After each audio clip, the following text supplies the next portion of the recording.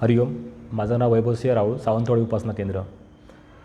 आमच्या सावंतवाडी उपासना केंद्रामध्ये एक दिवस म्हणजे गुरुपौर्णिमेचा कार्यक्रम होता आणि आम्ही दुपारनंतर कार्यक्रम होता. आम्ही सकाळची चांगली अरेंजमेंट वगैरे, लाईटिंग वगैरे केली होती आणि मला बोललो ते आपण संध्याकाळी भेटू म्हणून.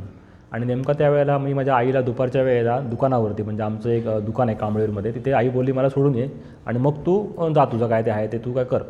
म्हणून मी आमची टू व्हीलर घेतली आणि आई मागे बसली होती आणि आम्ही चाललो होतो. साधारण आम्ही नेमळेमुणेमध्ये गाव भेटतं, त्या गावाच्या इथे पोचलो आणि रॉंग साईडने एक टू व्हीलरवाला आला आणि त्याने जोरदार गाडीला ठोकर मारली, जोरदार फुल स्पीडने त्याने फुल स्पीडने आणून मारली गाडी.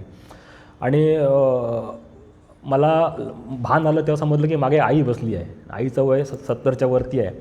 तर मी विचार केला, बोललो आईला जर लागलं तर म्हटलं काही खरं नाही, म्हणजे आता काय बघूच शकत नाही आपण, काय होणार आहे. त्या आईला विचारलं मी, आई म्हणलं का म्हणजे लागलं आहे तुला का. ताई बोलती मला काय नाही, पण जो माणूस पडला होता तो बेशुद्ध पडला होता, जो त्या गाडीवरती होता.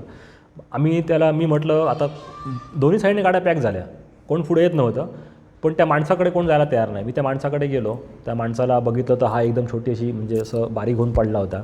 आणि मी त्याला म्हटलं ओ तुम्हाला काय लागलं आहे का. तो काय बोलायला तयार नाही. मी त्याच्या कानात सांगितलं तुम्ही ज्यांना गाडी ठोकलं आहे नाही बोललो, त्याला काय लागलं नाही बोललो, आम्ही सगळे ठणठणीत आहोत, तुम्हीच फक्त तुमची काळजी घ्या. तो माणूस लगेच उठला.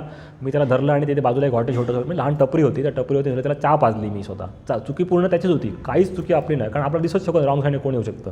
ब्रिजच्या खाली होतो आम्ही, समोर आला टेन ठोकली होती गाडी. आणि लगेच मला त्या माणसाचं मी ते विचारलं हा कुठला माणूस आहे, म्हणजे नेमळे आमचंच गाव आहे. तर मी त्याला विचारला हा कुठला माणूस आहे. तर एकाने मग सांगितलं की हा इथे झारापमधला माणूस आहे, त्यांची 2 मुलं आहेत, आमच्या नात्यात तिथं मग झारापमध्ये आहे. त्यांना मी सगळं वर्णन सांगितलं आणि त्या वर्णन सांगितल्यानंतर त्यांनी त्या माणसाचे 2 मुलं आली, ताबडतोब आली. त्यांना सांगितलं बघा म्हटलं मी हा मोबाईलमध्ये व्हिडिओ केला आहे, म्हटलं हे रॉंग साईडेड होते आणि हे पडल्यात, म्हटलं असं आमची काही चुकी नाही, तरी पण तुम्हाला वाटत असेल म्हटलं काय असेल पोलीस कंप्लेंट वगैरे तुम्ही आता सांगा मला.